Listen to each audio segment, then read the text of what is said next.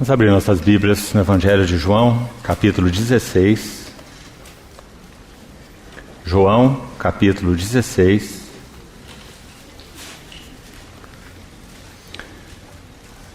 Verso 13.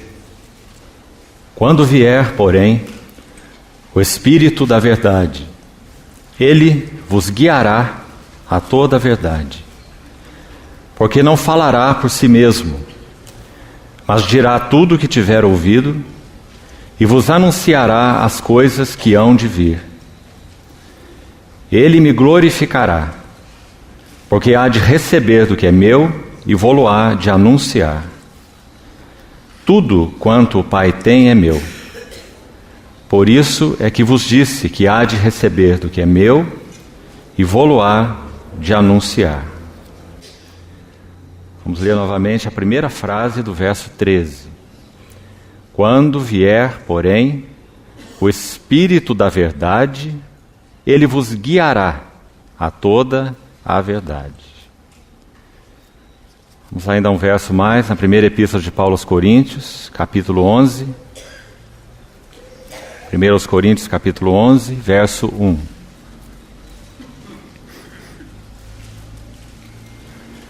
Sede, pois, meus imitadores, como também eu sou de Cristo. Ainda na Epístola aos Filipenses, capítulo 3, verso 17. Filipenses 3, 17. Irmãos, sede imitadores meus, e observai os que andam segundo o modelo que tendes em nós. Finalmente, na Epístola de Paulo aos Gálatas, capítulo 6, verso 17. Gálatas 6, 17. Quanto ao mais, ninguém me moleste, porque eu trago no corpo as marcas de Jesus.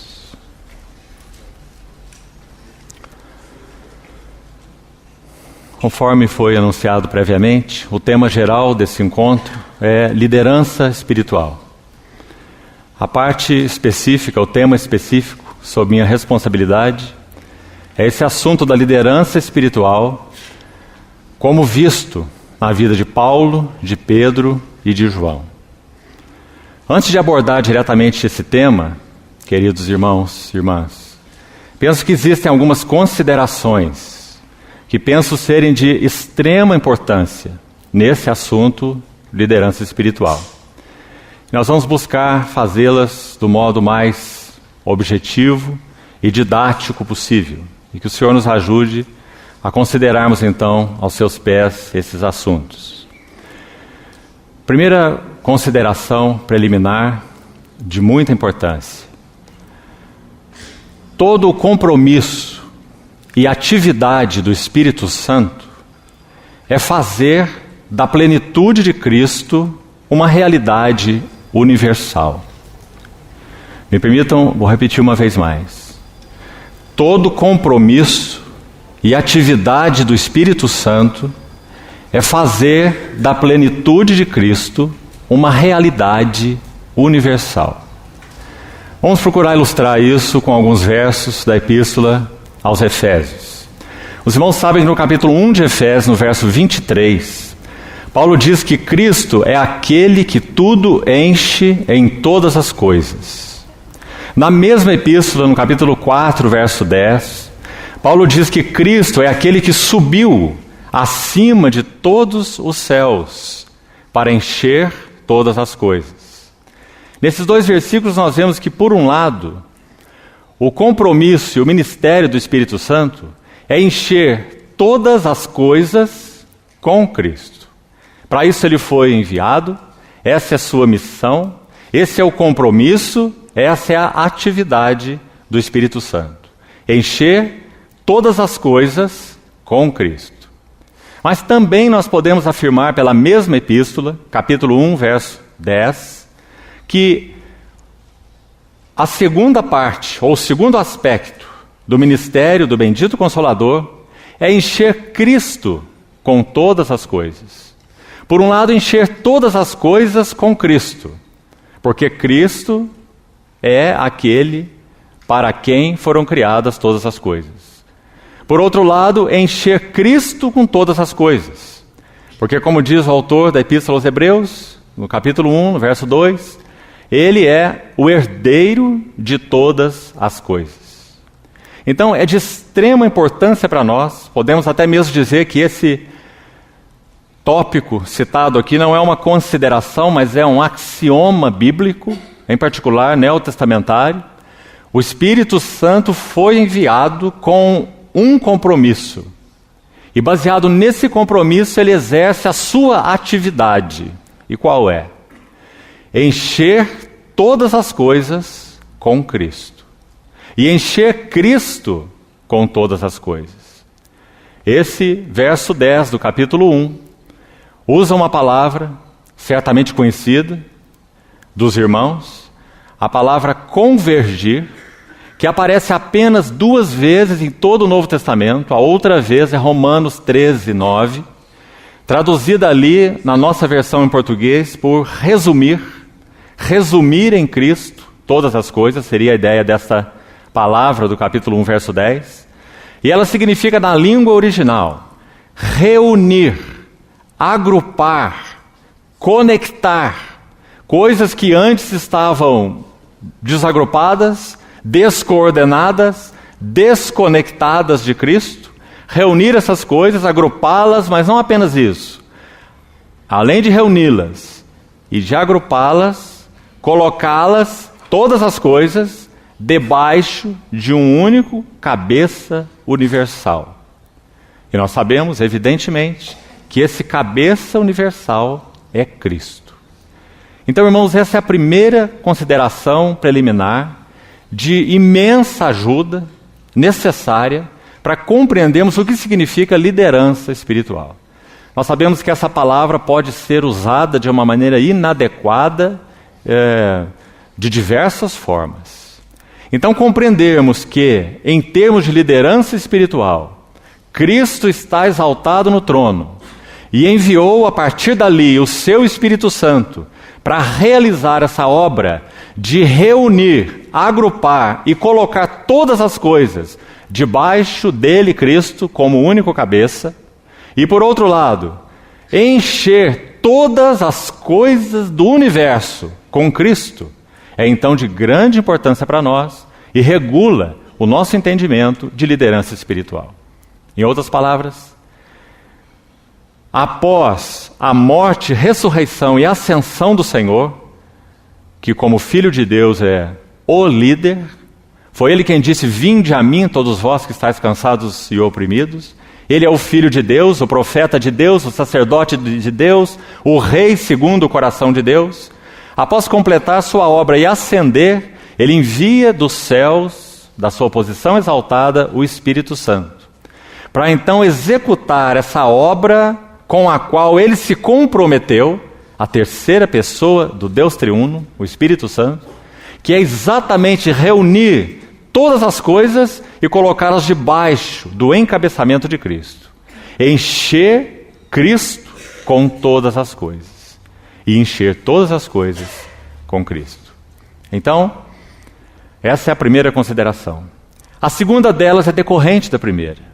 Se é verdade bíblica o que acabamos de dizer, então, toda obra chamada cristã tem que passar por um crivo. E esse crivo é a sua eficácia em ampliar a medida de Cristo por todo o universo. De novo, vamos colocá-lo de outra maneira. O teste real de toda obra chamada cristã é a sua eficácia em ampliar a medida de Cristo neste universo. Claro, porque se o Espírito Santo veio com esse compromisso e com essa atividade, qualquer obra que se chame cristã e seja genuína e autêntica, ela tem uma finalidade e uma única finalidade: ampliar a medida de Cristo nesse universo. Se essa tal obra cristã, seja ela qual for, tenha ela o título que tiver, não cumpre esse serviço, então ela não coopera com o trabalho de Deus pelo Espírito Santo. Então essa é a segunda coisa importante. Mas antes de passarmos para a terceira, ainda decorrente dessa, precisamos falar ainda um pouco mais sobre essa segunda. O que seria ampliar a medida de Cristo nesse universo? Ah, irmãos e irmãs, esse assunto da medida de Cristo é tão relevante, que se pela bondade e misericórdia do Senhor nossos olhos forem abertos, nunca mais serviremos ao Senhor da mesma maneira. A medida de Cristo é o centro do interesse do Espírito Santo. Vamos de novo colocar a mesma coisa de outra forma. Tudo o que conta para Deus é Cristo. Nada mais conta para Deus. Tudo que tem valor, tudo que traz satisfação, tudo que traz alegria ao coração de Deus é o seu próprio Filho. Este é o meu Filho amado, em quem tenho todo o meu contentamento. Provérbios capítulo 8, quando fala da sabedoria pré-encarnada, figura de Cristo. Provérbios 8, a partir do verso 22 até o verso 31. Aquela sabedoria ali é personificada. No verso 12 do capítulo 8 diz: eu, a sabedoria, habito com a prudência. Então essa sabedoria em Provérbios 8 não é um atributo de Deus, porque um atributo não diz eu. E no versículo 12 a sabedoria diz eu, a sabedoria. Então a sabedoria ali é personificada, porque se refere àquele que é a sabedoria de Deus. Ele, Cristo, se nos tornou da parte de Deus, Paulo vai dizer, escrevendo aos Coríntios, sabedoria, e justiça, e santificação, e redenção.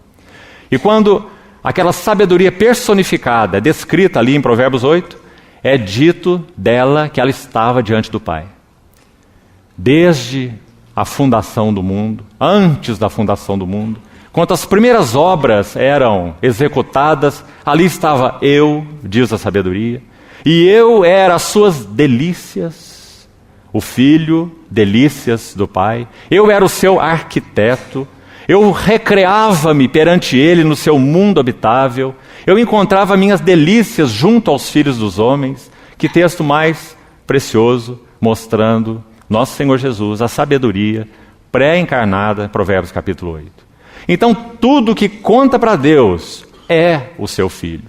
Qualquer obra cristã que não contribua de alguma maneira para ampliar a medida de Cristo está falida. Qualquer obra cristã que chame atenção para si mesma e não para Cristo está falida. Qualquer obra cristã que assuma o lugar de centralidade no que concerne ao eterno propósito de Deus está falida. Porque Cristo é o único objeto de interesse de Deus o Pai. Então, a medida de Cristo é o teste real de toda a obra cristã. Agora, irmãos, me permitam citar pelo menos duas passagens para nos ajudar nesta consideração tão importante e preliminar para entendermos esse assunto tão sério, tema dessa conferência, liderança espiritual.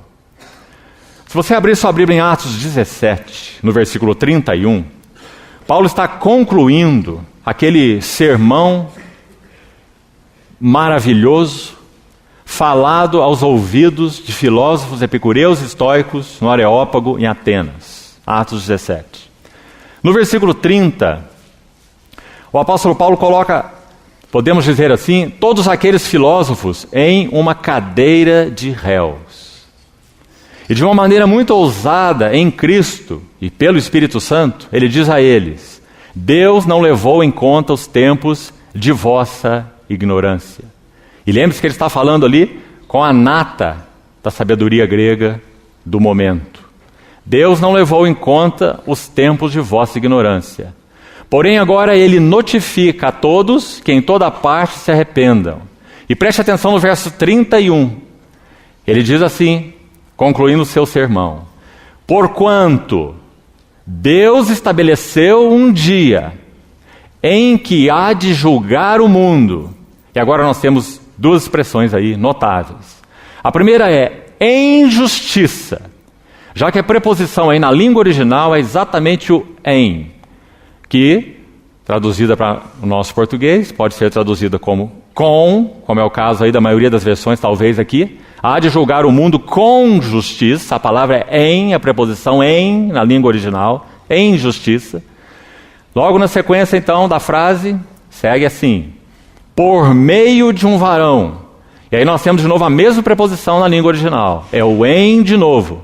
Em um varão, que pode ser traduzida por meio de, como está aí. Por meio de um varão que destinou e acreditou diante de todos, ressuscitando dentre os mortos. Claro que esse varão é o varão aprovado por Deus, nosso Senhor Jesus Cristo. Paulo diz nesse versículo que Deus vai julgar o mundo não apenas em justiça, mas Deus vai julgar o mundo em um varão. O que julgar o mundo em um varão nos diz? Vamos colocar assim: o Senhor Jesus Cristo é a vara ou varão medida de Deus. Irmãos, que importante é compreendermos isso. Por quê?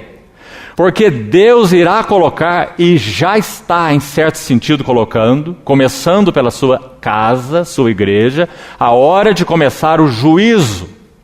Pela casa de Deus é chegada, diz o apóstolo Pedro na sua epístola. Então Deus irá trazer todas as coisas do universo, e a igreja está incluída no que cabe a ela. Todas as coisas do universo serão trazidas para serem medidas aos pés deste varão, medida de Deus. Podemos dizer que esse Senhor Jesus, o varão aprovado por Deus, o glorioso Cristo, é esse metro de 100 centímetros, esse metro completo de Deus, diante do qual todas as coisas do universo serão medidas. Por isso, a colocação que fizemos, número 2. Toda obra cristã será testada com relação à medida da sua eficácia em ampliar a medida de Cristo nesse universo. Porque Cristo é o varão medida de Deus. Se nós medíssemos todas as coisas como Deus mede, que diferença isso faria para nós? Nós não iríamos buscar a quantidade de psicologia que existe numa pregação cristã, nem de autoajuda. Nós não iríamos testar a obra de Deus pelos seus números e nem pela sua popularidade. Nós não iríamos medir uma reunião da igreja no sentido de que ela nos deu mais ou menos conforto e nossas emoções foram mais ou menos tocadas. Nós iríamos medir todas as coisas, toda a palavra, toda a pregação, toda a obra, toda a reunião, todo o ministério, todos os relacionamentos, pela medida de Cristo. Quanto de Cristo há neste assunto? Essa é a única pergunta que nós deveríamos fazer. Mas como nós somos impressionáveis, e nos impressionamos com o que não deveria nos impressionar. Mas isso não muda o fato de Deus. A única coisa que conta para Deus é quanto de Cristo há em determinada pessoa, em determinado relacionamento, em determinado assunto, palavra, pregação, ministério, obra, reunião, louvores e tudo mais. Um texto ainda para nos ajudar, ainda nessa segunda consideração. Já dissemos, numa outra vez, que aquele quadro que aparece nos primeiros 3 capítulos de Apocalipse, eles são únicos, maravilhosos. Porque no capítulo 1 de Apocalipse, sem entrar em muitos detalhes, pelo menos nesse momento, talvez falemos um pouco mais quando tocarmos no assunto de João, mais no final da semana. No primeiro capítulo de Apocalipse nós temos um quadro magnífico. Cristo Jesus glorificado, na visão de João. João descreve desde os cabelos, alvos como a neve, até os seus pés como bronze polido. Cada item mostrando algo da glória desse varão medida de Deus. Ele é o varão aprovado por Deus. Ele é o varão baseado no qual Deus mede e medirá todas as coisas do universo. Então João o descreve. Quando nós vamos ao capítulo 2 e 3 de Apocalipse, o que nós temos? 7 assembleias. Por quê? Porque a hora de começar o juízo pela casa de Deus é chegada. Ora, se há de vir por nós, que será daqueles que não obedecem o Evangelho? Então, no capítulo 1, nós temos Jesus Cristo, na visão de João, em sua glória, ascenso. No capítulo 2 e capítulo 3, 7 assembleias. E sabe, irmãos, tente fazer um quadro na sua mente. O que temos ali é uma assembleia após outra em uma fila indiana. E elas vão se apresentando diante daquele que é o varão medida de Deus. Então a primeira assembleia que se apresenta é Éfeso. Quando Éfeso se apresenta aos pés do Senhor, esse varão medida, ele vai então medi-la. E ele mede de modo tão justo. Ele diz: eu te louvo, porque em ti há labor, porque em ti há perseverança, porque em ti há discernimento espiritual. Provaste falsos apóstolos e os achaste mentirosos. Mas tenho contra ti que abandonaste o teu melhor amor, a primazia de teu amor. O Senhor está medindo uma a uma daquelas assembleias de acordo com seu próprio caráter. Ele não busca naquelas assembleias nada mais do que ele próprio é para elas. Tudo quanto o Pai tem é meu. Por isso eu vos disse que ele, o Consolador, há de receber do que é meu e vou há de anunciar. Se a assembleia em Éfeso falhava no amor, não é porque seu Senhor não era amor, mas porque ela não soube permanecer no seu amor. Tudo que o Senhor busca em cada uma das assembleias dele é aquilo que ele próprio é. Ele não pode buscar o que ele não é. As assembleias não são luz, essencialmente falando. As assembleias são candeeiros. Cristo é a luz. Então o que ele busca nos seus candeeiros? A si próprio. Porque ele é a luz. Então em Éfeso ele busca amor. Ele reivindica amor. Ele faz essa demanda, porque ele é amor. Em Esmirna ele busca fidelidade. Ser fiel até a morte e dar-te-ei a coroa da vida. Por que ele busca fidelidade na Assembleia de Esmirna? Porque ele é a fiel testemunha. Ele não busca nada em Esmirna que ele não seja para Esmirna. Compreendeu isso, irmão? Quando ele se revela a Pérgamo, a próxima assembleia, ele se revela como aquele que tem na boca uma espada afiada de 2 gumes. Por quê? Livro de Hebreus, capítulo 4, verso 12, diz que essa espada é para separar, é para dividir alma de espírito, juntas e medulas, o que é carnal do que é espiritual, o que é terreno do que é celestial. E Pérgamo era uma assembleia misturada. O que faltava em Pérgamo era separação, ou santidade. Por que o Senhor busca santidade em Pérgamo? Porque ele é o santo de Deus. E assim nós vamos por todas elas. Quando ele escreve a Sardes, o que ele está buscando em Sardes? Tens nome de que vives, mas estás morto. Ele é a ressurreição e a vida. A vida estava nele, a vida é a luz dos homens. Então ele não busca nada em Sardes que ele próprio não seja para Sardes. E o que faltava em Sardes era vida. Nas 7 assembleias, o Senhor apenas busca e reivindica aquilo que ele próprio é. Ele é o varão medida de Deus. Essa é a segunda consideração preliminar. A terceira e última, antes de entrarmos então diretamente no tema. Se as 2 coisas que colocamos são verdade, então a terceira é uma consequência também das 2 primeiras. Liderança espiritual é simplesmente a nossa cooperação com o Espírito Santo neste seu compromisso e atividade. Liderança espiritual é nossa cooperação com esse líder com L maiúsculo, o Consolador, o obreiro de Deus com O maiúsculo, o Espírito Santo, nesse que é o seu compromisso e a sua atividade, quais sejam: encher todas as coisas com Cristo e encher Cristo com todas as coisas. Então, o que é liderança espiritual? É termos o privilégio de nos postarmos como cooperadores de Deus, chamados por Ele.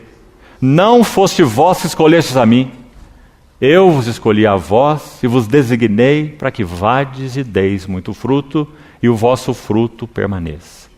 Liderança espiritual é nossa cooperação com o Espírito Santo, no seu compromisso e na sua atividade de encher Cristo com todas as coisas e todas as coisas com Cristo. Agora, irmão, decorrente dessa colocação, se então nós nos achegarmos a Deus, diante do privilégio que temos de sermos os seus cooperadores, só há uma alternativa, digamos assim, para Deus. Deus terá que tratar conosco. Se nos achegarmos a Deus para cooperarmos com seu propósito, Deus terá que tratar conosco, para que a nossa medida de Cristo e a nossa estatura espiritual estejam sempre crescendo. E aqui, irmãos, há uma advertência tão grande para nós todos, porque se isso não acontecer, então brechas serão proporcionadas para aquele que está interessado em destruir tanto a obra de Deus quanto os servos de Deus, o diabo. Se Deus não tratar conosco, essas brechas serão então proporcionadas para que o inimigo destrua a obra de Deus e até mesmo os seus servos. Então essas são as 3 primeiras considerações para levarmos aos pés do Senhor e meditarmos nelas. Nenhum de nós tem nenhuma incumbência se não veio do Espírito Santo. Nenhum de nós pode ser levantado por ninguém a não ser que seja o Espírito Santo. Nenhum de nós pode ser equipado por ninguém que não seja o Espírito Santo. Nenhum de nós pode ser discipulado por ninguém que não seja o Espírito Santo. Então, João 16, o versículo com o qual abrimos esse tempo, diz exatamente isso. Quando vier o Espírito da verdade, Ele vos guiará. Quem nos guia é nosso líder. Ele vos guiará a toda a verdade. E por que Ele tem essa capacidade? Ah, quanta aplicação preciosa há nesse versículo, quando nós transportamos isso para ministério espiritual, porque esse é o ministério do Espírito Santo. Então é dito que esse Espírito da verdade, Ele que é o líder de Deus, Ele vos guiará, e vos guiará a toda a verdade, revelando-nos mais das belezas, glórias, suficiência do nosso Senhor Jesus. E Ele nos guiará a toda a verdade, por quê? Leia de novo o verso com atenção. Porque Ele não falará por si mesmo. Percebeu essa nota aí, irmão? Quanto ela é exortativa para nós?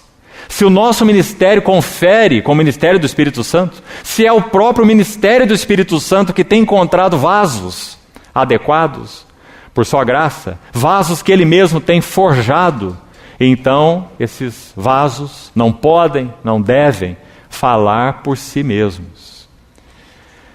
Quão exortativa é essa colocação para nós? Não somos pregadores de ideias, de interpretações bíblicas, de doutrinas particulares. Não falará por si mesmo. Nós não devemos achar isso ou achar aquilo. Nós não fomos chamados para pregar a nós mesmos, experiências, testemunhos. Não pregamos a nós mesmos, mas a Cristo Jesus como Senhor e a nós mesmos como vossos servos, por amor de Jesus. Paulo escreveu assim aos Coríntios, 2 Coríntios capítulo 4. Então o Espírito Santo guiaria os que pertencem ao Senhor, como ele disse, aos seus, nesse discurso de João 16. A toda a verdade, porque ele não falaria por si mesmo, mas ele diria tudo o que ele tivesse ouvido. E aí temos um outro elemento importantíssimo nesse versículo. Como nosso querido irmão nos lembrava ontem à noite, se o que chamamos de ministério ao Senhor e à sua casa se baseia em ocasiões em que somos visíveis, então nós somos fracassados. Oséias capítulo 14, verso 5, um lindo verso, mostrando como se cresce na casa de Deus.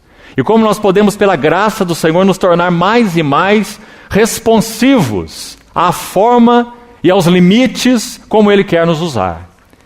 Aquele verso tão lindo e tão gráfico, o Senhor diz assim a Israel, pela boca de Oséias, Oséias 14, 5. Eu serei para Israel como orvalho. Deus, a fonte da vida. Sem o orvalho, nada de vida na terra. Eu serei para Israel como orvalho. Agora, o que Israel será para o Senhor? Veja o que ele diz. E ele crescerá como lírio, e lançará suas raízes como o cedro do Líbano. Essa é uma planta que não existe nos catálogos botânicos.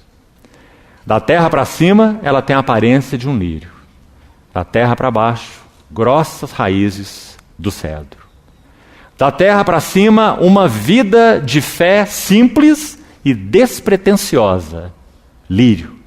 Mas da terra para baixo, grossas raízes do cedro. Você sabe que, segundo os estudiosos, esse cedro pode alcançar até 100, 120 metros de raízes. Ninguém derruba um cedro. Mas quando se olha esse cedro da terra para cima, um lírio, frágil, que fenece.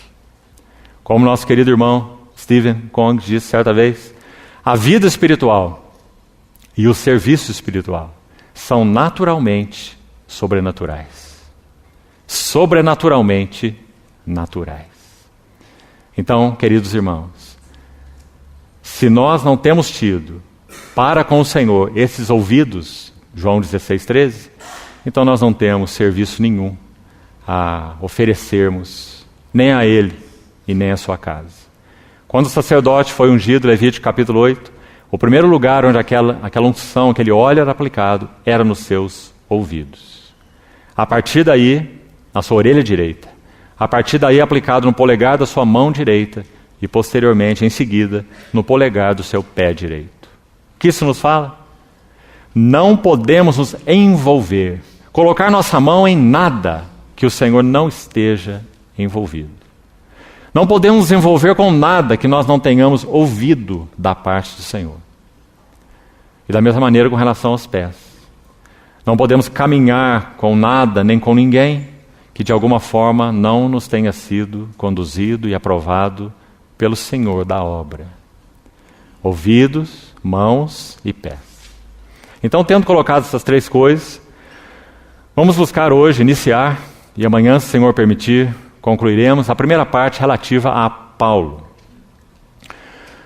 Se nós entendemos o que é liderança espiritual, então todas as vezes que usarmos esse termo, evidências de liderança espiritual, guarde o seu ouvido. Porque nós não estamos colocando Paulo em nenhuma plataforma. Ele mesmo nunca se colocou em nenhuma plataforma. Ele diz, nós temos sido considerados até agora como um lixo do mundo e uma escória de todos. Vós sois ricos, nós somos pobres. Vós chegastes a reinar. Paulo escreve de maneira até mesmo irônica aos coríntios, tão soberbos, e entendendo errado o significado da obra de Deus. Então, quando falamos sobre liderança espiritual, nós estamos falando sobre cooperação com o Espírito Santo. Podemos mudar a palavra se quisermos. Liderança espiritual para cooperação com o Espírito Santo. Porque Ele é o líder na obra de Deus. Nós temos 3 textos inicialmente. 2 deles dizem quase a mesma coisa. 1 Coríntios 11:1 e Filipenses 3:17, que já lemos. Paulo exorta tanto os coríntios quanto os filipenses a que sejam seus imitadores. E escrevendo aos filipenses, ele usa a palavra modelo. Na língua original é tipos. Essa palavra tipos fala literalmente de um molde. Os mais antigos aqui talvez se lembrem da chamada tipografia. Nome que os mais novos não vão conhecer. Tipografia é um nome antigo para gráfica, onde havia aqueles caracteres que moldavam então as letras para se imprimir aqueles periódicos. A tipografia. Paulo diz, nós somos tipos, ou modelos, e observai os que andam segundo o modelo que tendes em nós. Tão claro, simples, seguro e ousado era esse servo do Senhor. Esse mordomo fiel e prudente na casa de Deus, a quanto o Senhor forjou esse vaso tão inadequado, Saulo de Tarso, um furioso perseguidor da igreja, ignorante dos desígnios de Deus, eu que noutro tempo era um blasfemo, insolente e perseguidor da igreja, são palavras dele, a Timóteo. Mas ele diz assim, mas aprove a Deus por sua misericórdia, me chamar, para que eu me tornasse modelo de tantos quantos hão de crer nele para a vida eterna. Então a palavra modelo, tipos. Que ousadia de Paulo. Ele sabia o quanto o Senhor tinha trabalhado e estava trabalhando em seu coração, forjando e forjando, por meio de aflições, por meio de irmãos, por meio de falsos irmãos, no meio de patrícios, no meio de bárbaros, em naufrágios, em vigílias, segundo a Epístola aos Coríntios, forjando um vaso, para que fosse como que um tipo, ou um molde, para que outros pudessem então ser abençoados e servidos. Então esses são os dois versos, Coríntios 11:1, Filipenses 3:17. O texto que lemos de Gálatas 6:17, quando ele conclui sua epístola aos Gálatas, ele diz: ninguém me moleste, porque eu trago no corpo as marcas. A palavra marcas aí é estigma, também usada no nosso português. Eu trago no meu corpo o estigma, as marcas do Senhor Jesus. E sem dúvida ele está se referindo às marcas da cruz. Irmãos, das 13 epístolas que Paulo escreve, 2 delas são, podemos dizer, autobiográficas. Nenhuma das outras 11 tem essa característica. E elas são 2 aos Coríntios e Filipenses. Paulo gerou em Cristo as 2 assembleias. A Assembleia dos Filipenses tinha uma relação muito particular com Paulo, de amor, inclusive, e cuidado. Os irmãos sabem que quando ele estava preso, naquela prisão registrada em Atos 28, eles enviaram pelas mãos de Epafrodito um donativo a Paulo. E aquele donativo foi pelas mãos de Epafrodito e uma carta voltou para os filipenses. Se eles soubessem disso, eu acho que eles tinham dado uns 10 donativos para receberem as 10 cartas. Porque essa carta aos filipenses é tão maravilhosa. E, na verdade, um dos motivos centrais dessa carta é a gratidão daquele embaixador em cadeias que estava agradecendo os filipenses, porque se ocuparam, se associaram com ele nas suas tribulações. Você se lembra que ele conclui sua epístola assim, em Filipenses 4:10 em diante. Alegrei-me sobremaneira no Senhor, porque renovastes uma vez mais a meu favor o vosso cuidado, o qual já tinhais antes, mas vos faltava oportunidade. Digo isso não por causa da pobreza, aquele lindo texto, né? Paulo está agradecendo os filipenses, se expondo muito de sua vida e de seu ministério na epístola aos Filipenses. Mais ainda ele faz na segunda epístola aos Coríntios. Em Filipenses nós temos 4 capítulos, em 2 aos Coríntios nós temos 13 capítulos. Então muitos estudiosos chamam a epístola de Paulo, 2 aos Coríntios, de a autobiografia de Paulo. E é nela, com a ajuda do Senhor, que nós vamos nos basear hoje e amanhã. E vamos buscar extrair algumas evidências da vida de Paulo, como esse cooperador, esse mordomo fiel e prudente na casa de Deus, esse vaso que o Senhor forjou de uma maneira tão maravilhosa, tão profunda, tão única, para que ele pudesse usar essas palavras. Observai os que andam, segundo o modelo que tendes em nós. Aos Filipenses mesmo, no capítulo 4, ele escreve assim: o que vistes, o que ouvistes, o que aprendestes de mim, isso praticai, e o Deus da paz será convosco. Que ousadia, irmão, desse que sabia os caminhos que ele tinha percorrido em Cristo Jesus, o caminho da cruz. Então, nós selecionamos essa epístola, 2 de Paulo aos Coríntios, particularmente por esse motivo. Essa é das 2 únicas, das 13 epístolas, essas 2 únicas, Coríntios e Filipenses, são epístolas em que Paulo expõe sua vida e seu ministério, e particularmente 2 aos Coríntios. Agora, quando contrastamos 1 aos Coríntios com 2 aos Coríntios, o que nós temos? 2 epístolas para a mesma assembleia. Por que nós escolhemos 2 aos Coríntios? Na primeira epístola aos Coríntios, nós temos carnalidade. Na segunda epístola aos Coríntios, nós temos espiritualidade. Na primeira epístola aos Coríntios, nós temos divisões. Na segunda epístola aos Coríntios, nós temos harmonia. Na primeira aos Coríntios, nós temos a falta da cruz na vida dos coríntios. Em 2 aos Coríntios, nós temos o resultado do trabalho da cruz na vida do apóstolo Paulo. Então elas são tão contrastantes, embora escritas para a mesma Assembleia. Vamos acompanhar então, desde o capítulo 1, alguns versículos. Abra, por favor, segunda Epístola de Paulo aos Coríntios. E nós vamos então, iniciando hoje, esse aspecto relacionado a Paulo.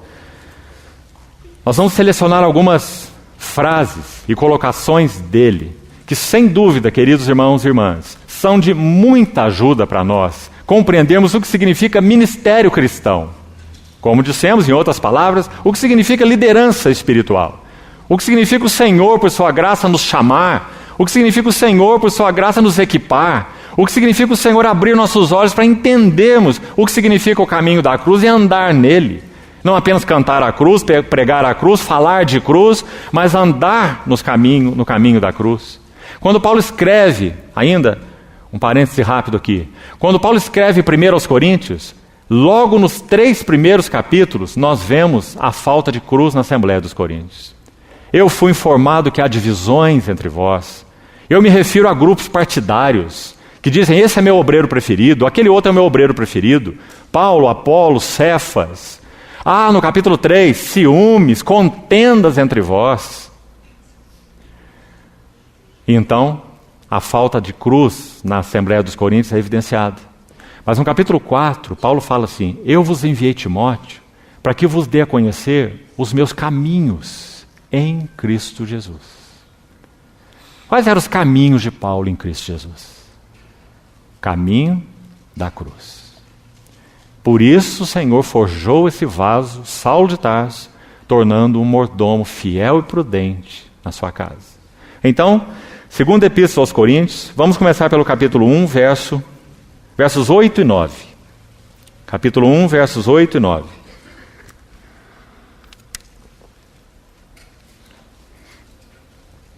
Porque não queremos, irmãos, que ignoreis a natureza da tribulação que nos sobreveio na Ásia. Porquanto foi acima das nossas forças, a ponto de nos desesperarmos até da própria vida. Contudo, já em nós mesmos tivemos a sentença de morte. Aqui gostaria que os irmãos sublinhassem essa expressão. A sentença de morte, para que não confiemos em nós, e sim no Deus que ressuscita os mortos. Que maneira interessante de começar uma epístola sobre ministério, você não acha? Tanta coisa positiva para se dizer, né? Paulo começa a epístola sobre ministério cristão dizendo que a primeira marca de um ministério cristão é sentença de morte.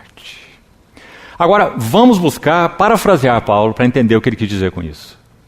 Então, se você estudar bem esse texto, você vai, sem dúvida, chegar à conclusão, de uma maneira ou de outra, que o que Paulo quis dizer é o seguinte.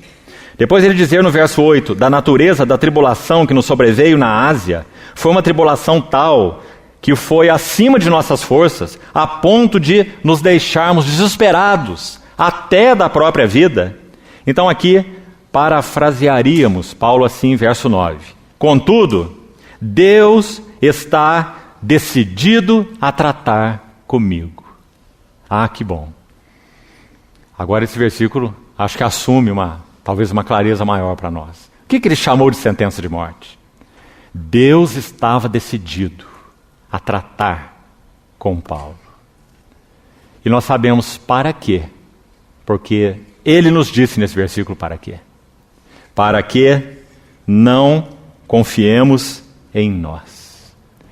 Primeiro item abordado por Paulo nessa carta de serviço, podemos assim chamar, onde vemos o valor, o peso desse servo de Deus, desse vaso de Deus, e o sentido de liderança espiritual expresso na vida dele, como já falamos. Primeira marca, Paulo recebeu do Senhor uma sentença de morte. Ele a recebeu. Isso significa, Paulo compreendeu que Deus tomou uma decisão, e a decisão de Deus foi, eu vou tratar com Paulo. Eu vou mudar Paulo de vasilha em vasilha. Eu vou transformá-lo de glória em glória, para que ele possa ser um tipos, um modelo. Eu vou forjá-lo para que ele possa ser expressão clara de meus pensamentos, de minha vontade, de meus caminhos. Claro que Paulo não era perfeito. Não julgo havê-lo alcançado ou obtido a perfeição. Escreveu aos Filipenses, sua outra carta autobiográfica. Mas uma coisa faço, deixando para trás as coisas que para trás ficam, avançando para as que diante de mim estão. Então a primeira marca desse serviço de Paulo e da liderança espiritual em Paulo, ele recebeu do Senhor uma sentença de morte, por causa da autoconfiança. Então aqui, irmãos, nós temos uma lição importante e drástica para todos nós. O primeiro elemento que vai nos inutilizar em respondermos aquilo que o Senhor nos tem chamado para cooperarmos, chamando então isso de liderança espiritual, o primeiro elemento que será problema para nós é a nossa autoconfiança. Deus estava decidido a dar golpes na autoconfiança de Paulo, para que não confiemos em nós, mas no Deus que ressuscita os mortos. Vamos de novo para Filipenses, sua outra epístola. No capítulo 3, verso 3. Você se lembra o que ele diz lá? Nós é que somos a verdadeira circuncisão. Porque aos romanos ele tinha dito, a verdadeira circuncisão não é da carne, não é na letra, mas é do espírito e é no coração. Romanos capítulo 2. Então agora aos Filipenses ele vai dizer a mesma coisa de outra forma. Filipenses 3:3. Nós é que somos a verdadeira circuncisão. E aí há 3 marcas. Veja quais são. Nós que adoramos a Deus no Espírito. Nos gloriamos em Cristo Jesus. Toda a nossa glória está fora de nós. Não nos gloriamos no que somos, não nos gloriamos no que temos, porque afinal de contas o que é que somos? E o que temos? Paulo exorta os coríntios dizendo, o que vocês têm que não tenham recebido? E se receberam, por que se vangloriam? 1 Coríntios capítulo 4. Então ele diz a mesma coisa aos Filipenses. Nós que somos uma verdadeira circuncisão. Nós que adoramos a Deus no Espírito, nos gloriamos em Cristo Jesus. Agora veja essa outra marca. Digamos assim, negativa, entre aspas. Não confiamos na carne. 3 marcas de uma verdadeira circuncisão. Se o Espírito Santo tem circuncidado nossos corações, se o trabalho da cruz tem sido real nas nossas vidas, louvado seja o Senhor, essas marcas se seguirão. Nós seremos verdadeiros adoradores, que adoram o Pai em espírito e em verdade. Essa é a primeira marca da verdadeira circuncisão. Segundo, nós nos gloriaremos só em Cristo Jesus. Irmão, esse foi um dos segredos da vida do ministério de Paulo. Por que Paulo pôde viver e ministrar como viveu e ministrou? Escute bem. Ele descobriu que os seus valores, que os seus tesouros, que as suas riquezas estavam fora dele próprio. Estavam em outro. Mas ele descobriu uma segunda coisa. Ele também estava nesse outro. Lá estavam guardados todos os seus tesouros, e lá estava guardado ele próprio, em Cristo Jesus. Então, quando ele passava por aflições, não tinha problema. Como ele escreveu aos Filipenses, quando ele tinha pobreza, não tinha problemas. Ele não iria murmurar. Aprendi a viver na pobreza. Meus valores, minha riqueza está fora de mim. Quando ele recebia louvores, ele também não tinha problema. Eu sei ser honrado. Nenhum homem sabe ser honrado. Todo homem é provado pelos louvores que ele recebe. Mas pelo trabalho da cruz na vida de Paulo, ele pôde dizer, eu sei ser honrado, sem me ensoberbecer. Porque os valores de Paulo não estavam em Paulo. Os valores de Paulo estavam em Cristo. Creio que você conhece a chamada Carta às Igrejas Novas, de J.B. Phillips. Uma versão dele, um erudito que era, a respeito das epístolas do Novo Testamento. Carta às Igrejas Novas. Quando ele parafraseia este texto de Filipenses 4, de 10 a 13, ele diz assim, traduzindo Paulo de uma maneira livre, ele diz assim, eu aprendi que os meus recursos em Cristo são inesgotáveis. E o meu descanso nele é imperturbável. Que maravilha. Por quê? Porque Deus decidiu tratar com Paulo. Já em nós mesmos tivemos a sentença de morte, para que não confiemos em nós, mas no Deus que ressuscita os mortos. Os irmãos sabem, pelo capítulo 3 de Filipenses, se lerem a sequência de versos onde nós estávamos, Filipenses 3:3, se você ler até o verso 10, nessa sequência, você vai ver que havia muita coisa para Paulo se gloriar aí. Por isso ele já começou o parágrafo dizendo: nos gloriamos em Cristo Jesus e adoramos Deus no Espírito. Porque ele vai dizer: se alguém acha que pode se gloriar, eu ainda mais. Circuncidado ao 8º dia, da linhagem de Benjamim, hebreu de hebreus, quanto à lei fariseu, e a relação que você conhece. Paulo viu seu zelo religioso, Paulo viu seus antepassados, Paulo via suas tradições, Paulo via inclusive a sua denominação religiosa como algo que ele não mais podia se gloriar. Talvez você esteja se perguntando, qual era a denominação religiosa de Paulo? Não sei nem se eu vou dizer aqui, porque algum de vocês pode criar uma denominação a partir de hoje, né? Mas esse texto de Filipenses 3 nos diz qual era a denominação religiosa de Paulo. Se você quiser pertencer à denominação de Paulo, então ele era da tribo de Benjamim. E quando ele olhava essa denominação eclesiástica, ele podia dizer assim: tudo considerei como um lixo inútil, por causa da sublimidade do conhecimento de Cristo Jesus, o meu Senhor. E tudo isso por quê, irmãos? Deus estava decidido a tratar com Paulo. Benditas mãos. Nosso grande problema é que quando nós somos tratados pelo Senhor, nós vemos aquela adaga afiada de 2 gumes. Você pode imaginar quase 40 centímetros de comprimento, mais ou menos isso, a faca que o sacerdote usava para destrinchar aquele sacrifício. Mas nós pouco vemos qual é a mão que segura aquela faca. Perito cirurgião, espada afiada de 2 gumes. Graças a Deus que em Cristo Jesus Ele também decidiu tratar conosco. Mas, amados irmãos, cada um de nós tem que responder a Ele com sua responsabilidade. Apresenteis vossos corpos. Esse é o pano de fundo de Hebreus 4:12.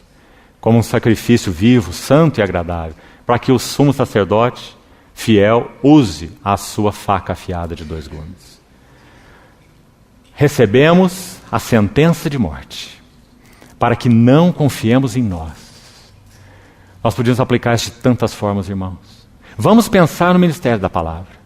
Quantos aqui, inclusive jovens irmãos, têm cooperado com o Senhor de uma forma ou de outra no serviço da palavra, no ministério da palavra? Então vamos pensar sobre ele.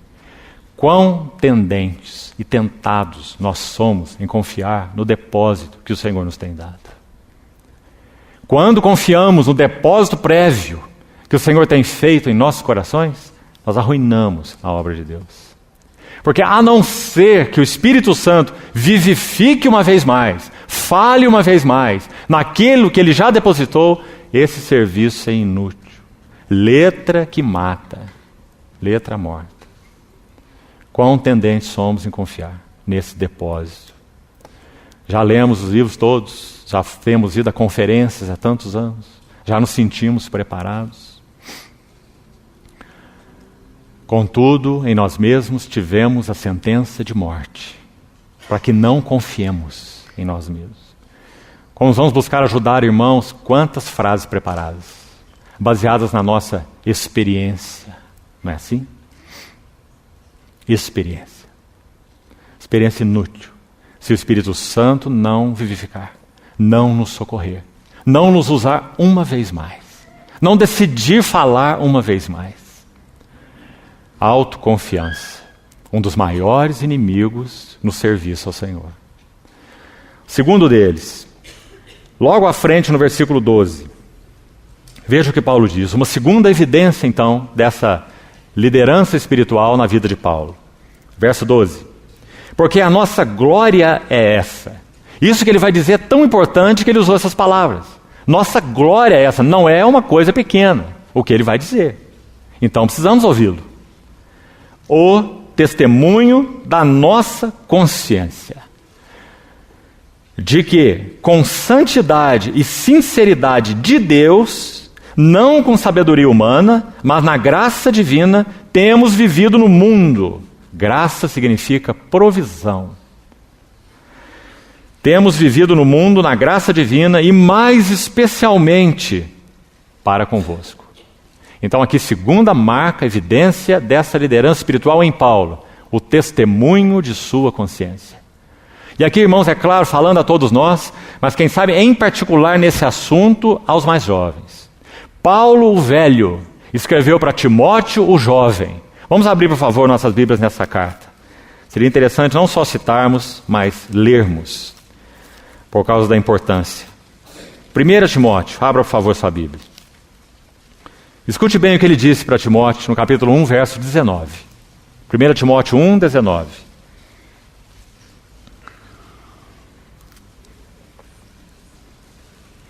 Mantendo, ele concluiu o verso 18 dizendo: combate, firmado nelas, o bom combate. Então está falando da vida cristã, da jornada cristã, do serviço cristão.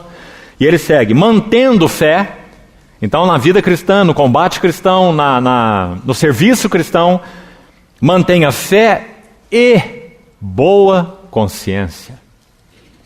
Por isso ele disse aos Coríntios, nossa glória é essa, o testemunho de nossa consciência.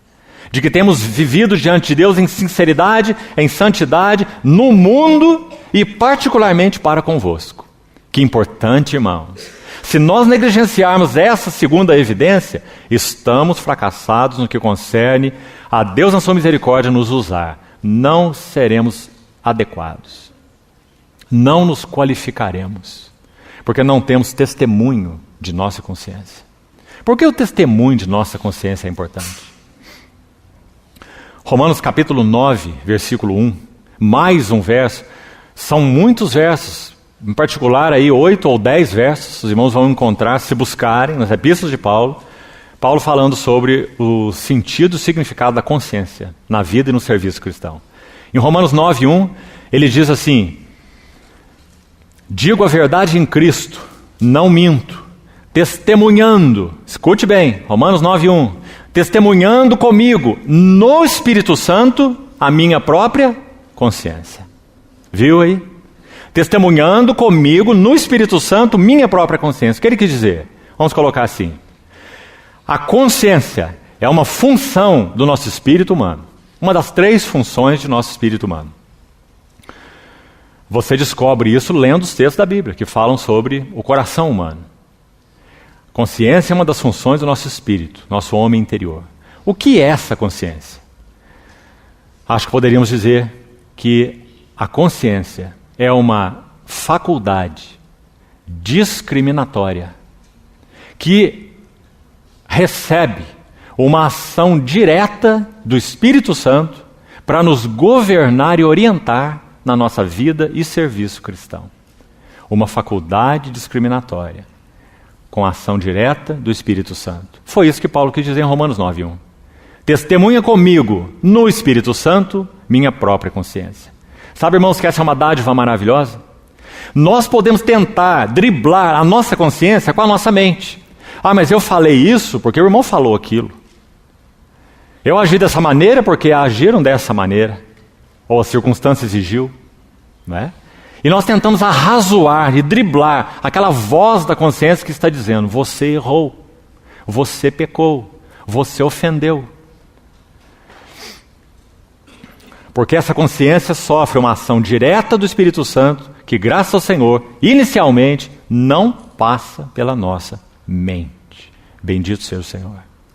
Então nós podemos e devemos, na nossa relação com o Senhor, mantermos nossa consciência pura, limpa, capaz de ouvir as direções do Espírito Santo e responder a elas.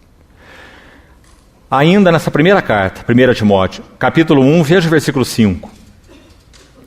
O intuito da presente admoestação, então não se esqueça, Paulo, um combatente experimentado, escrevendo para Timóteo, um jovem combatente. E ele diz, o intuito da presente admoestação visa o amor que procede de 3 coisas: coração puro, consciência boa e fé sem hipocrisia. Os irmãos conseguem ver a importância da consciência aqui? Não há como vivermos em amor uns com os outros. Podemos orar sobre amor, cantar sobre amor, falar sobre amor, mas não viveremos em amor se nós não mantivermos uma boa consciência. Porque o amor procede de coração puro, consciência boa e fé sem hipocrisia. Veja ainda um texto mais. Nessa epístola mesmo, de Paulo a Timóteo.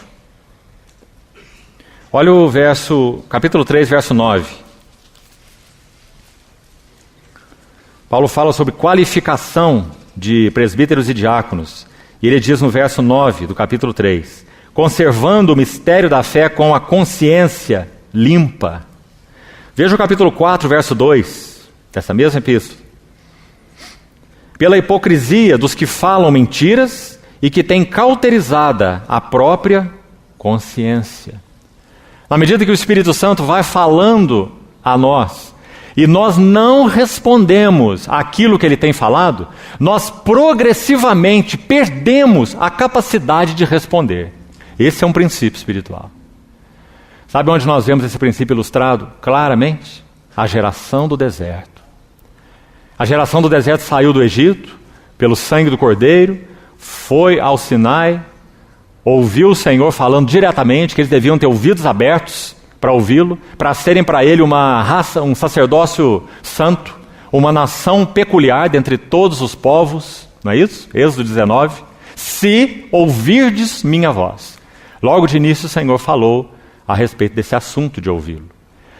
À medida que eles jornadeavam no deserto, eles não ouviram o Senhor. 10 vezes murmuraram nos seus corações, a ponto de o próprio Moisés perder a paciência com eles. Quanto mais ouviam a palavra do Senhor, livro de Hebreus capítulo 4, vai nos dizer que eles não misturavam a palavra com fé. Uma outra maneira de dizer o que ele disse no capítulo 2, agarrar com firmeza as verdades que temos ouvido. O ensino da unção, o falar do Espírito em nossos corações, em nossa consciência. Quando nós não respondemos ao falar do Senhor, nos convencendo, então nós perdemos progressivamente a capacidade de responder. Então Paulo vai se referir aqui a alguns que têm cauterizada a própria consciência. Ela se tornou insensível. Foi marcada com ferro quente e se tornou insensível.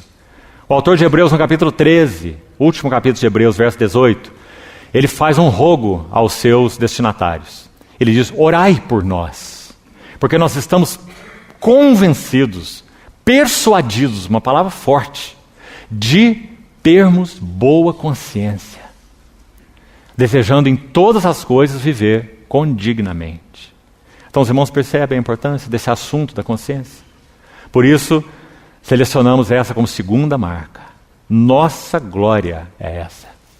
Irmão, nunca permita que a sua consciência seja uma consciência com ofensa. Não podemos servir ao Senhor sem consciência boa, sem consciência pura ou limpa. Consciência atua em nossa vida interior como portas. Portas servem para acolher o que pode entrar e manter bem guardado o que está dentro. Se o nosso espírito tem 3 funções, podemos comparar a função de intuição como uma lâmpada. O Espírito de Deus fala ao nosso espírito através dessa intuição, e nós podemos perceber ali algo da mente do Senhor, da vontade do Senhor, dos caminhos do Senhor, nessa intuição, que é uma faculdade também do nosso espírito. Vamos pensar numa lâmpada. O Senhor nos fala através dessa intuição. Quando falamos sobre comunhão, que é outra função do Espírito, vamos pensar numa mesa. Nós fomos chamados à comunhão de seu Filho Jesus Cristo. E essa comunhão é espiritual, sobretudo. Temos comunhão com Deus no Espírito. Então vamos pensar numa mesa, comunhão. Mas quando falamos como consciência, sobre consciência, vamos pensar numa porta. Uma lâmpada, uma mesa e uma porta. A consciência assume função de portas no nosso homem interior. Ela vai regular o que entra e regular o que sai de nossas vidas. Nós somos responsáveis, irmãos, em responder ao Espírito Santo por aquilo que temos permitido que entre em nossas vidas. Pela porta dos olhos, pela porta dos ouvidos, pela porta do toque, pela porta dos relacionamentos. O Espírito Santo fala diretamente à nossa consciência. Fecha a porta aqui, abra a porta ali. Então esse é o segundo elemento. Vamos para um terceiro e vamos encerrar aqui com esse. Se o Senhor permitir, amanhã seguimos. Capítulo 2, verso 13. Mais um elemento, uma evidência dessa liderança espiritual em Paulo.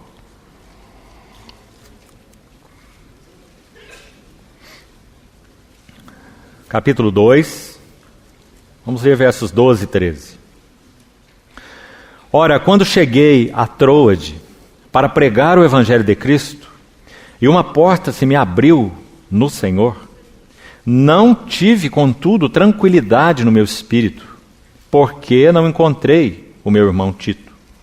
Por isso, despedindo-me deles, parti para a Macedônia.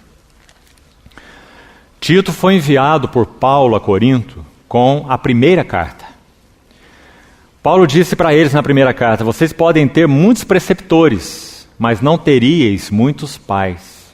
Eu vos gerei em Cristo Jesus. A relação de Paulo com os coríntios era tão intensa. Seus filhos amados, como ele diz, usa essa mesma expressão a eles. Mas esses filhos amados estavam vivendo de uma maneira tão desordenada. Quando se olhava para esses filhos amados, aquilo não parecia casa de Deus. Quando olhava para o exercício dos dons espirituais deles, aquilo não os edificava, não impressionava os incrédulos e indoutos que porventura entrassem no seu meio, como ele fala no capítulo 14. Paulo estava com ansiedades, intranquilidade e muita preocupação com aqueles que ele gerou em Cristo. Ele não gerou, foi embora e deixou o relógio funcionando. Paulo era um homem relacional. Paulo se relacionava com os coríntios de uma maneira íntima e profunda. Você sabe, irmão, que nas 13 epístolas de Paulo, ele cita mais de 70 nomes de pessoas. E você já percebeu que algumas pessoas nós conhecemos, pelo menos os seus nomes, só porque elas eram amigos de Paulo e por nada mais? Você sabe alguma coisa sobre Andrônico e Júnias? E sobre Erasto e Rufo?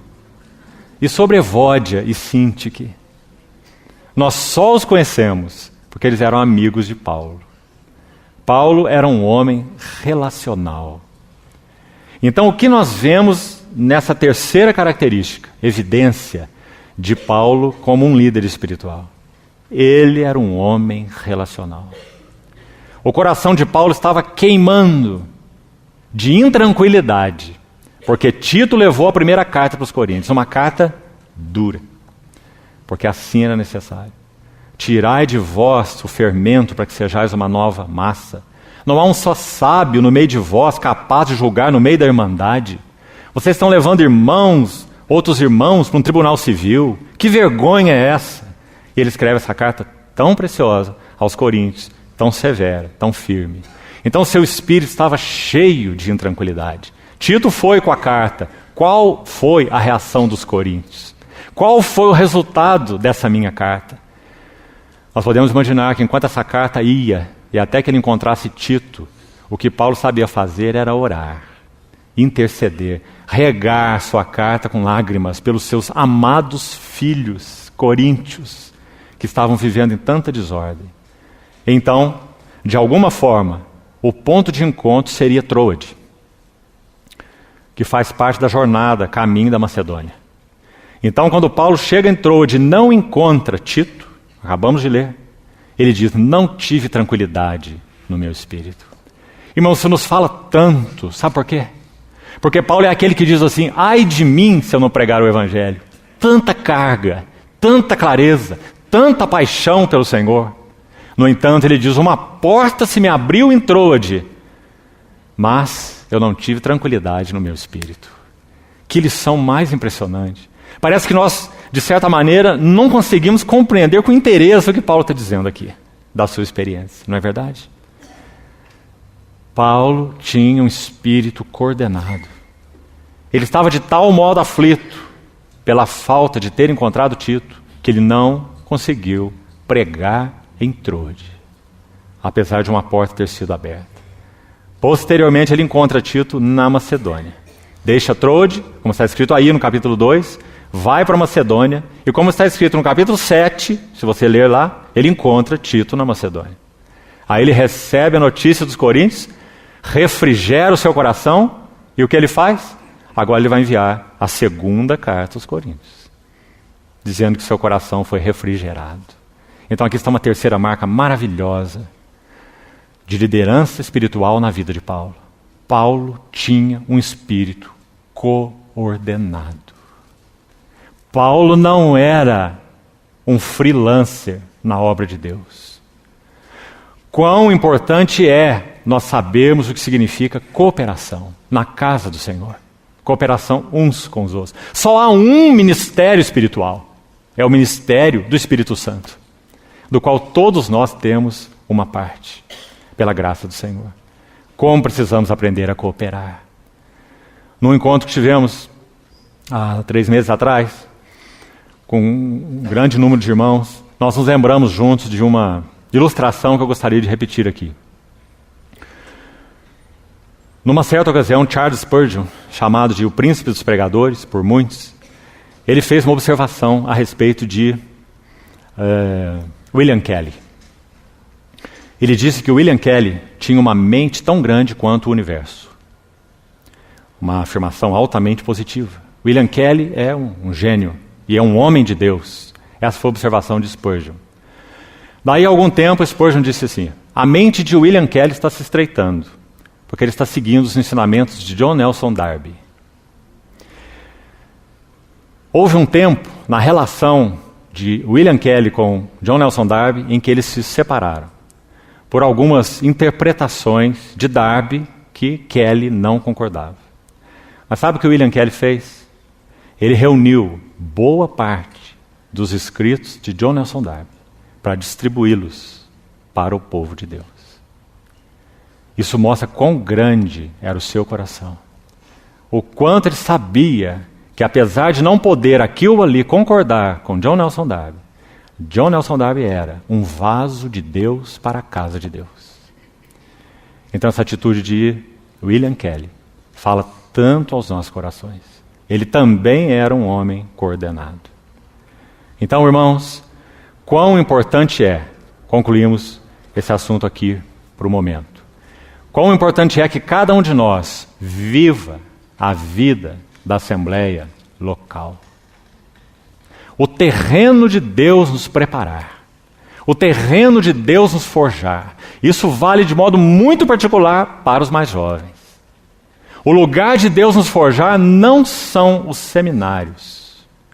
O lugar de Deus nos forjar é numa relação íntima, não descartável, séria, compromissada com irmãos em uma assembleia local. Este é o campo de treinamento de Deus. Se não vivemos a vida da assembleia local, nunca poderemos servir o Senhor de maneira adequada. E isso tem um motivo e uma explicação. As leis básicas do corpo de Cristo só podem ser aprendidas quando nós estamos intrincados na vida de uma assembleia local. Quais são as leis básicas do corpo de Cristo? Vamos citar algumas delas. E você examine depois por você mesmo, não temos tempo agora para isso. Dependência mútua. Só aprendemos isso na vida da assembleia local. Mútua dependência. Segundo, cooperação. Acabamos de colocar. Cooperação. Terceiro, coordenação. Em se tratando de profetas, falem 2 ou 3, os outros julguem. Percebe? Coordenação. Submissão mútua. Só aprendemos essas lições vivendo a vida prática de uma assembleia local. Espiritualidade. O que é espiritual, o que não é espiritual. Só poderemos discernir vivendo a vida da assembleia local. Porque a assembleia local tem um privilégio. Cada assembleia local, como foi designado pelo Senhor, ela deve responder ao Senhor, conhecendo pelo Espírito Santo a mente e a vontade do Senhor, para que então eles possam avançar, possam caminhar, e aquela assembleia seja uma assembleia viva, respondendo ao cabeça que é Cristo, pelo Espírito Santo. E então essas lições vão sendo ministradas através uns dos outros nos nossos relacionamentos. As leis básicas do corpo de Cristo só podem ser aprendidas na vida de uma assembleia local. Paulo vivia a realidade dessa nota. Quando ele foi chamado pelo Senhor, separado pelo Espírito Santo, lá estava Paulo na Assembleia de Antioquia, servindo com mais 4 profetas e mestres, 5 ao todo, e jejuando e servindo eles ao Senhor, disse o Espírito Santo. Então que o Senhor nos ajude a compreender também essa terceira marca, tão prática, e que sobretudo então o Senhor encontre lugar para aplicá-las no nosso coração. Como nosso irmão, ao fazer a abertura ontem, nos lembrava, se isso não acontecer desse fim de semana, perdemos uma semana. Queremos expor a palavra do Senhor de tal forma que Ele aplique sua palavra aos nossos corações. A revele e a aplique, para que nós sejamos mudados. E que então esse ministério maravilhoso do Espírito Santo, com o qual Ele tem compromisso, lembre-se, e baseado no qual Ele exerce toda a sua atividade, encher todas as coisas com Cristo, e encher Cristo com todas as coisas, seja a realidade em nossas vidas, irmãos. Vamos orar e concluímos por hoje. Ó Senhor, confiamos a Ti, Tuas palavras, confiamos a Ti, a Tua instrução. Pedimos ao Senhor que aborde os nossos corações onde nós estamos e nos leve a mais naquilo que Tu tens no Teu coração. Gratos nós somos, Senhor. Em nome de Jesus. Amém.